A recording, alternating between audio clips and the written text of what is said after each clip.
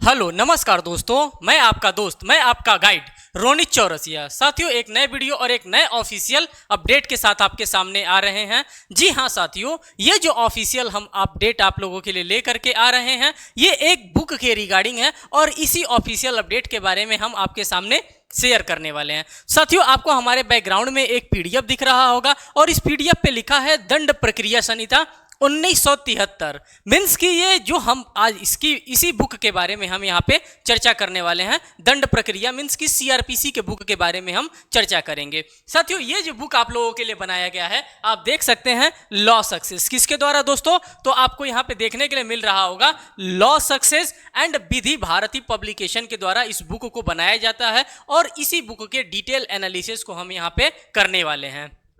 तो साथियों, आगे बढ़ने से पहले मैं इस बुक को आपको हार्ड कॉपी में यहाँ पे शो कर देना चाहता हूँ। साथियों, यही बुक है, ये बुक जो आपको हमारे हाथ में दिख रहा है यही बुक है और इसी के बारे में एक एक इन्फॉर्मेशन हम आपके सामने शेयर करने वाले हैं कि इस बुक में क्या क्या चीज़ें पे आपके लिए प्रोवाइड किया गया है। जो भी इसके अंदर का कंटेंट आपको दिख रहा है, इन सभी कंटेंट्स के बारे में हम एक एक करके आपके सामने डिटेल एनालिसिस कराने वाले हैं थ्रू पीडीएफ के माध्यम से। तो साथियों, आपको एक टेंटेटिव आइडिया मिल गया कि हाँ, जो चीज़ें मैं आपके सामने यहाँ पे डिलीवर्ड करने वाला हूँ वो दंड प्रक्रिया संहिता के अकॉर्डिंग्स में ही होगा। तो साथियों, जैसे जैसे हम आगे बढ़ते जाएंगे वैसे वैसे चीज़ें आपकी क्लियर होती चली जाएंगी।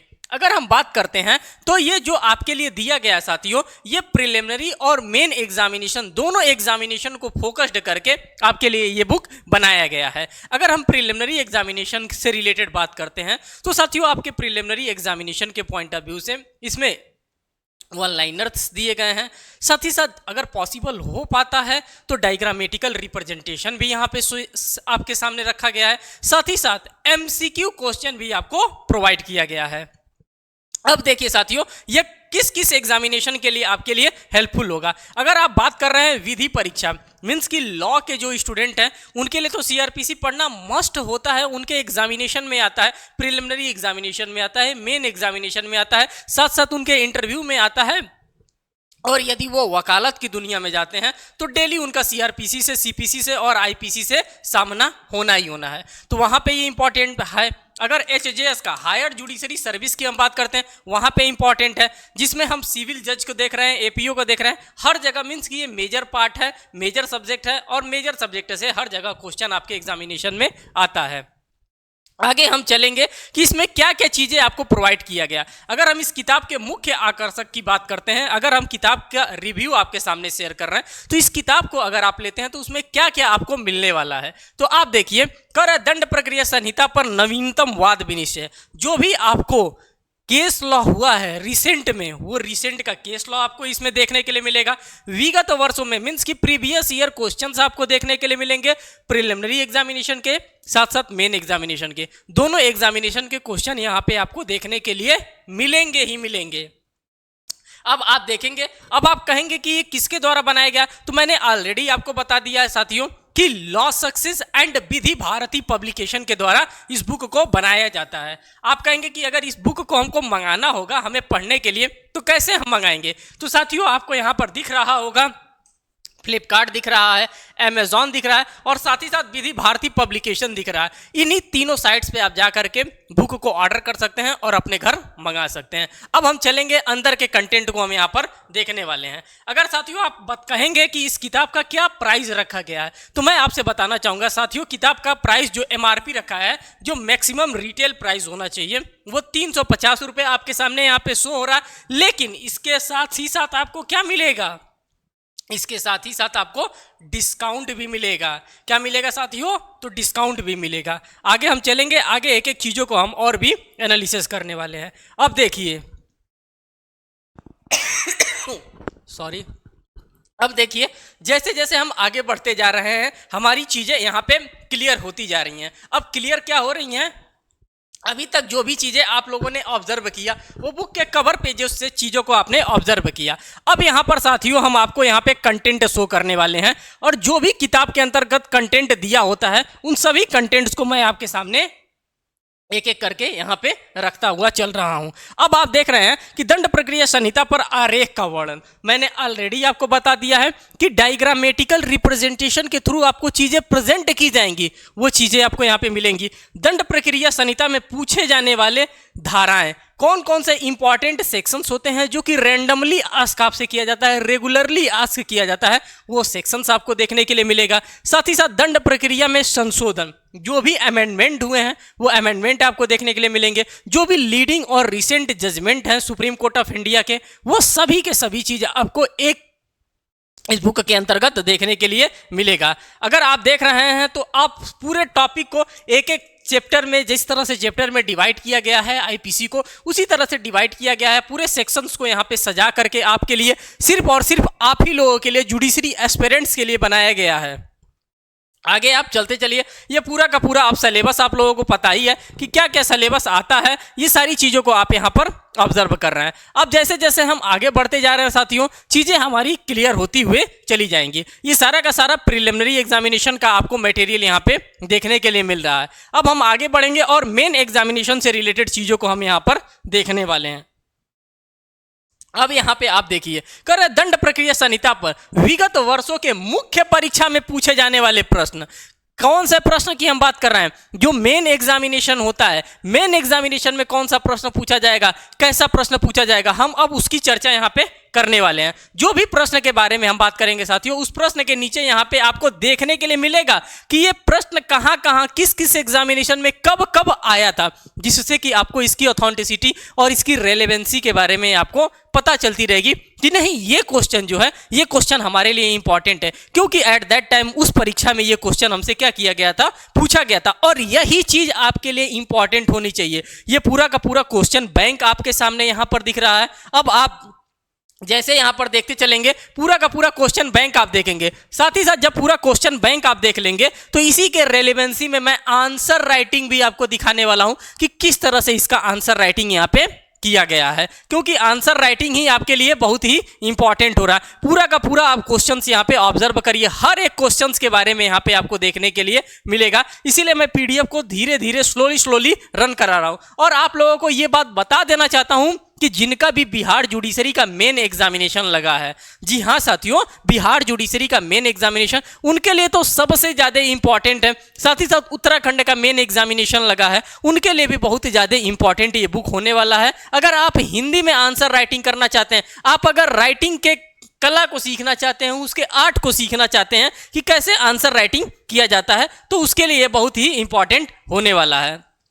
आगे हम चल रहे हैं, आगे और भी चीज़ों को यहाँ पे दिखा रहे हैं। अब जैसे जैसे हम आगे बढ़ते गए, यहाँ पे मैंने आपसे बताया था कि किताब में दोनों मटेरियल आपको देखने के लिए मिलेगा, प्रिलिमिनरी भी देखने के लिए मिलेगा और मेन एग्जामिनेशन से भी रिलेटेड देखने के लिए मिलेगा। तो सबसे पहले अगर हम बात करेंगे तो यहाँ पे प्रिलिमिनरी का सबसे पहले आता है, तो प्रिलिमिनरी एग्जामिनेशन का मटेरियल आपको यहाँ पे सबसे पहले देखने के लिए मिलेगा। अब हम इधर हो जाते हैं और आपको शो करते हैं। देखिए कह रहा है कि दंड प्रक्रिया संहिता 1973, criminal procedure code 1973, act number 2 of 1974 की बात कर रहे हैं। ये सभी का सभी आपका जो मटेरियल यहाँ पे देखने के लिए मिल रहा है साथियों, ये सभी आपके प्रिलिमिनरी पॉइंट ऑफ व्यू से इंपॉर्टेंट है। अब यहाँ पे प्रिलिमिनरी के पॉइंट ऑफ व्यू से सारी चीजों को आपको यहाँ पे रखा जा रहा है, चाहे वो वन लाइनर की हम बात करें, चाहे एमसीक्यू की बात करें, या फिर डायग्रामेटिकल रिप्रेजेंटेशन ही क्यों ना हो। आगे देखिए यहाँ पे, यहाँ से जैसे मेन एग्जामिनेशन की बात करते हैं या फिर प्रिलिमिनरी एग्जामिनेशन की ही अब बात कर रहे हैं। अब जो प्रिलिमिनरी हमारा हो गया साथियों, उसका अब रूप जो है बिल्कुल चेंज हो गया। क्वेश्चन तो वही आएगा, लेकिन अब नए अंदाज में क्वेश्चन पूछने का हो गया। आप कहेंगे कि किस तरह से, तो मैं बताऊंगा कि निगेटिव टर्मिनोलॉजीज वे में क्वेश्चन आपसे पूछे जा रहे हैं। क्वेश्चन के बीच में नॉट लगा दिया जा रहा है, आप जल्दी जल्दी क्वेश्चन पढ़ रहे हैं, नॉट भूल जा रहे हैं। रीजन असर्शन बेस्ड क्वेश्चन आपसे पूछा जा रहा है, साथ ही साथ आपसे एलिमिनेशन बेस्ड क्वेश्चन पूछा जा रहा है। तो जब आप इन सभी पॉइंट्स के बारे में, वन लाइनर पॉइंट्स के बारे में नहीं जानेंगे, जो यहाँ पे चीजें आपके सामने यहाँ पे रखी गई हैं, तो आप कैसे आंसर को अपने अच्छे तरीके से मार्क कर सकते हैं। और यही आर्ट है, और इसीलिए ये सारी चीज़ों के बारे में आपको यहाँ पे प्रोवाइड किया जा रहा है, जो कि वन लाइनर में आपके लिए है। ये सिर्फ और सिर्फ आपके प्रिलिमिनरी में ही नहीं, बल्कि मेन एग्जामिनेशन में भी जब डिफरेंशिएट बेस्ड क्वेश्चन आपके लिखने के लिए आएगा, तो वहाँ पे भी आप क्या कर सकते हैं, इसको लिख सकते हैं। ऐसा नहीं कि प्रिलिमिनरी के मैटर में सिर्फ आपको प्रिलिमिनरी ही पढ़ना है, जब हम मेन में जाएंगे तब हम मेन पढ़ेंगे, ऐसा हमको सोच करके नहीं चलना है। हमें दोनों के लिए पढ़ते चलना है, दोनों के लिए हमें जानते चलना है। अब देखिए यहाँ पे जैसे दे दिया है अन्वेषण में, जांच में और विचारण में क्या डिफरेंस होता है। अभी रीजन और असर्शन बेस्ड टाइप के क्वेश्चन आपसे यहाँ पे धूमधाम से पूछ लेगा कि अन्वेषण में और जांच में और विचारण में क्या अंतर होता है। रीजन असर्शन टाइप के क्वेश्चन दे देगा और उसमें आप अगर नहीं जानेंगे इन फैक्ट्स को तो आप क्या करेंगे, वहां पे कहीं ना कहीं गलती आप करके चले आएंगे और आपको गलती वहां पे करना है नहीं। आगे चलते चलिए, आगे हम यहाँ पे और भी चीजों को आपके सामने यहाँ पे रख रहे हैं। अब यहाँ पे आप आइए अध्याय 2 की हम बात करते हैं। धारा 6 से लेकर के धारा 25 तक में मैंने आपसे बताया था कि डायग्रामेटिकल रिप्रेजेंटेशन के माध्यम से भी चीजों को शो किया जाएगा। तो अब यहां पर देखिए हायरार्की ऑफ क्रिमिनल कोर्ट्स की अगर हम बात करते हैं तो मजिस्ट्रेट न्यायालय की अगर हम बात करते हैं तो धारा 11 से लेकर के धारा 23 के बीच में मिल रहा है। अगर हम सेशन न्यायालय की बात करते हैं तो धारा 9 से लेकर के धारा 10 के बीच में मिल रहा है। तो इसी प्रकार से आपको डायग्रामेटिकल रिप्रेजेंटेशन के थ्रू भी चीजों को यहाँ पे शो करने का काम किया जाता है, जिससे कि आप चीजों को प्रिलिमिनरी टाइप की चीजों को आप जल्दी से जल्दी आप उसको लर्न कर सकते हैं। इसी लर्निंग कैपेसिटी को आपके राइज करने के लिए, उसको इन्हांस करने के लिए डायग्रामेटिकल रिप्रेजेंटेशन के थ्रू चीजों को यहाँ पे रखने का काम किया जाता है। अब आगे आप चलते चलिए, आगे भी चीजों को यहाँ पर देखते हुए चलिए। जैसे जैसे हम साथियों आगे बढ़ रहे हैं वैसे वैसे चीजें आपके सामने यहाँ पे शो होती जा रही है। ये सभी के सभी आपके प्रिलिमिनरी पॉइंट ऑफ व्यू से यहाँ पे चीजें मैं शेयर कर रहा हूं। अभी हम आगे आगे चलते चलेंगे, अभी मेन एग्जामिनेशन का आंसर राइटिंग भी आपको दिखाऊंगा। अब यहां पर देख रहा है क्वालिफिकेशन फॉर प्रोसिक्यूटर्स की हम बात करते हैं और यहां से रैंडमली आस्क क्वेश्चन आपके एग्जामिनेशन में किया ही जाता है और बार बार किया जाता है कि अच्छा ये बता दीजिए क्वालिफिकेशंस क्या होगा पीपी साहब का, जो पब्लिक प्रोसिक्यूटर साहब होंगे, या एपीपी साहब का, या जो स्पेशल एपीओ साहब बनते हैं उनका क्या क्वालिफिकेशन होगा। तो उनके सभी क्वालिफिकेशंस के बारे में दे रहा है, कर रहा है। अभियोजन निदेशक की बात करता है, उप अभियोजन निदेशक की बात करता है, लोक अभियोजक की, अपर लोक अभियोजक, विशेष लोक अभियोजक। तो इसमें इन लोगों के बारे में पूछ रहा है कितने साल का उनके पास एक्सपीरियंस होना चाहिए एज एन एडवोकेट। तो ये चीजें आपके लिए इंपॉर्टेंट है, इसीलिए इन सभी चीजों को एक जगह रखा गया है, क्योंकि प्रीवियस ईयर पेपर को जब आप ज्यादा से ज्यादा पेपर्स को आप एनालिसिस करेंगे तो आपको धीरे धीरे आइडिया हो जाएगा कि नहीं ये जो टॉपिक है यहां से बार बार एग्जामिनर क्वेश्चन पूछ रहा है, क्योंकि ये एग्जामिनर का फेवरेट क्वेश्चंस माना जाता है यहां पे, इसीलिए इन सभी चीजों को यहां पे आपसे पूछने का काम कर रहा है। अब आप जैसे जैसे आगे बढ़ते जाएंगे वन लाइनर फॉर्मेट में आपको यहाँ पे चीजें देखने के लिए मिल रहा है। यहाँ पे बता रहा है धारा 61 से लेकर के धारा 90 तक के पूरा इंडेक्स को भी यहाँ पे रख दिया है कि आपको फिर बेयर एक्ट खोलने की आवश्यकता न पड़े। ऐसा नहीं कि हम किताब पढ़ रहे हैं हमको इंडेक्स देखना है तो हम फिर बेयर एक्ट पे भाग कर जाएं, नहीं, आपके पास यहीं पे सारी चीजों को दे रखा है, आप यहीं से इसको भी देख सकते हैं कि हाँ इंडेक्स में क्या क्या चीजें कहां कहां पर दिया रहा है। जितना शॉर्टकट हो सकता है साथियों उतने शॉर्टकट में इसको तैयार करने का कोशिश किया गया है। अब आप आ गए हैं मेन एग्जामिनेशन के आंसर राइटिंग पे और हम मेन एग्जामिनेशन के आंसर राइटिंग पे भी फोकस करने वाले हैं।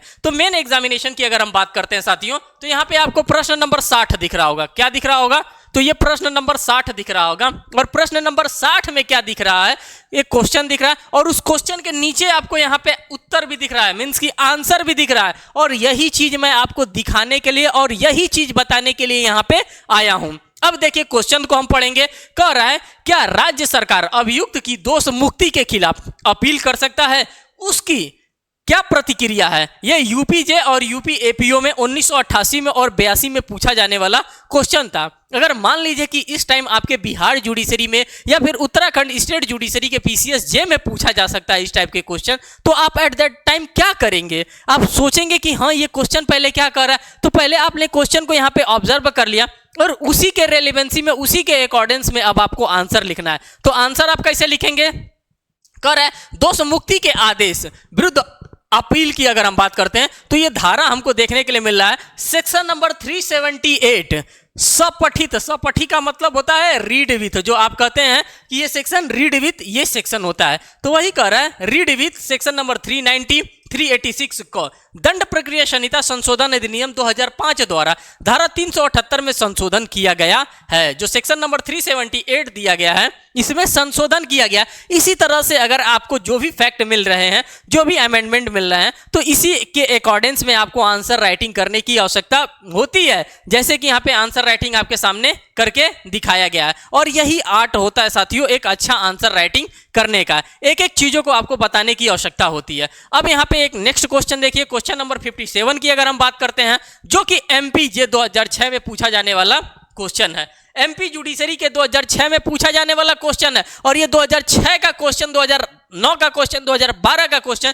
ये कहीं ना कहीं क्वेश्चन आपको रिपीटेड क्वेश्चन मिलेगा कि ये इस एग्जामिनेशन में पूछा गया था तो इस एग्जामिनेशन में पूछा गया है। कहीं ना कहीं फिर जाकर के थोड़े से नेचर के क्वेश्चन को चेंज करके फिर से पूछा गया है, लेकिन पूछा तो जाएगा इसी सीआरपीसी से। अलग से आपसे क्वेश्चन पूछने की कोई भी आवश्यकता नहीं होती है। अब आप देखिए यहाँ पे क्या कह रहा है, दांडिक मामलों में दोष सिद्धि की अपील का वर्णन कीजिए। अब जो दांडिक मामला होता है इसमें दोष सिद्धि के अपील के बारे में हमको बताना है कि किस तरह से इसमें हम अपील करेंगे। तो डायरेक्ट यहाँ पे आपको सेक्शन देखने के लिए मिल रहा है। सेक्शन नंबर 374 की अगर हम बात करते हैं सीआरपीसी की, तो उसी में हमको चीजें उसी के इर्द गिर्द जो हमारा क्वेश्चन आता है, क्वेश्चन के इर्द गिर्द ही हमें घूमना होता है। ऐसे नहीं कि क्वेश्चन ये पूछा है हम इसके बारे में बता रहे हैं, नहीं, हमें मेन हमारा जो फोकस होना चाहिए, चाहे वो डायग्रामेटिकल रिप्रेजेंटेशन के थ्रू हम अपने आंसर को बनाएं या फिर हम आंसर फॉर्मेट में लिखें या फिर डिफरेंशिएट बेस्ड लिखें, हम जो भी चीज लिखें क्वेश्चन के अगल बगल ही घूमते रहें। क्वेश्चन से डेरोगेट हमको बिल्कुल भी नहीं होना है। जहां हम क्वेश्चन से भटके वहां हमारा नंबर कट गया। उलूल जुलूल बातें हमको नहीं लिखनी होती हैं। टू द पॉइंट लिखिए, कम लिखिए, कंसाइज फॉर्मेट में लिखिए, टू द पॉइंट लिखिए, पूरा का पूरा वहां से नंबर गेन करके आइए। यही आपके लिए इंपॉर्टेंट होता है। सिर्फ और सिर्फ इधर ही क्वेश्चन नहीं है साथियों, इधर भी आप देखेंगे पूरा का पूरा क्वेश्चन यहाँ पे लगा पड़ा है। सब कहीं ना कहीं यूपी जे में, बिहार जे में, एमपी जे में, छत्तीसगढ़ जे में, उत्तराखंड जे में कहीं ना कहीं पूछा हुआ क्वेश्चन ही आपको देखने के लिए मिल रहा है। अब यहाँ पे आप देखिए पूरा का पूरा ये बिहार जे में, फिर यूपी जे में, फिर यूपी एपीओ में, उत्तराखंड 2009 के एग्जामिनेशन में, इसी टाइप से हर जगह ये क्वेश्चन रिपीट किया जाता है। क्योंकि एग्जामिनर नया क्वेश्चन कहां से बनाएगा, हमारे पास उतना ही सीआरपीसी है, उतना ही सेक्शन में से हमको पूछना है। क्वेश्चन बनाएगा भी तो क्या करेगा, जो नया अमेंडमेंट होगा उसी अमेंडमेंट से ही तो क्वेश्चन हमको खींच करके देगा। तो कुछ अमेंडमेंट की चीजों को यहां पे डालने का कोशिश करेगा। क्वेश्चन में बस इतना ही चेंजेस किया जाता है, बाकी सारा का सारा फैक्ट मटेरियल वही रहता है। अब यहाँ पे इसके आंसर को आप देखिए, अगर क्वेश्चन को आप लोगों ने देख लिया है तो इसी के आंसर को भी अब आप यहाँ पर देखिए। कह रहा है ऑर्डर टू पे कंपनसेशन की अगर हम बात करते हैं तो धारा 357 सब क्लॉज 1 के अनुसार जब कोई न्यायालय जुर्माने का दंडादेश देता है या और लगाया है, और लगा के आपको भी लिखना होगा, अगर इस टाइप से आ रहा है तो और लगाना ही लगाना होगा। या पहला, कोई ऐसा दंडादेश देता है जिसमें मृत्यु दंड भी शामिल है, और सेकंड थर्ड वाले में कह रहा है जिसका एक भाग जुर्माना हो तो नियत दे समय न्यायालय यह आदेश दे सकता है कि वसूली किए गए सब जुर्माने अथवा उसके किसी भाग का उपयोग। अब आगे के बारे में आप पढ़ते चलेंगे। जब हम आप लोगों के लिए मेंस आंसर राइटिंग कराएंगे तो सेम एक एक क्वेश्चन लेकर के आएंगे और उसी एक एक क्वेश्चंस का मैं आपके लिए आंसर राइटिंग यहां से कराने वाला हूं। आप लोगों के सामने इसी तरह से क्वेश्चन रहेगा और ये मॉडल आंसर टाइप की चीज आपके सामने विधि भारती पब्लिकेशन यहां पे प्रोवाइड कर रहा है। आगे हम चलेंगे, आगे और भी चीजों को देखेंगे, क्वेश्चंस को ही हम देखेंगे। तो साथियों इस पीडीएफ में मैं इतना ही आप लोगों के लिए लेकर के आया था जो कि मेन एग्जामिनेशन से आपके लिए रिलेटेड था, साथ ही साथ आपके प्रिलिमिनरी एग्जामिनेशन से रिलेटेड था। पूरे बुक का मैंने रिव्यू कराया। बुक का रिव्यू कराने का मतलब यह है कि क्या क्या कंटेंट्स आपको प्रोवाइड किया गया है। अगर प्रिलिमिनरी लेवल का दिया गया है तो क्या चीजें आपको देखने के लिए मिल रही है, अगर मेन एग्जामिनेशन की हम बात करते हैं तो किस तरह से आपको आंसर राइटिंग फ्रेमिंग आना चाहिए, ये सारी चीजें इस बुक के माध्यम से आपके सामने मैंने प्रेजेंट करने का काम किया। साथियों ये था आपका वीडियो। इस वीडियो को हम यहीं पे समाप्त करते हैं, फिर मिलेंगे एक नेक्स्ट वीडियो में एक नेक्स्ट अपडेट के साथ। तब तक के लिए धन्यवाद। लेकिन जाने से पहले आपसे ये भी कहूंगा कि अगर आप लोगों का कोई भी कमेंट होता है तो साथियों आप कमेंट सेक्शन ओपन होता है, आप उस कमेंट सेक्शन में जाकर के कमेंट भी मेंशन कर सकते हैं। और अगर चैनल पर नए हैं तो चैनल को जरूर सब्सक्राइब करिएगा, वीडियो को लाइक करिएगा और साथियों बेल बटन दबाना तो बिल्कुल भी नहीं आपको भूलना है, जिससे कोई भी लेटेस्ट अपडेट लेकर आए तो सबसे पहले आप तक पहुंचे। धन्यवाद।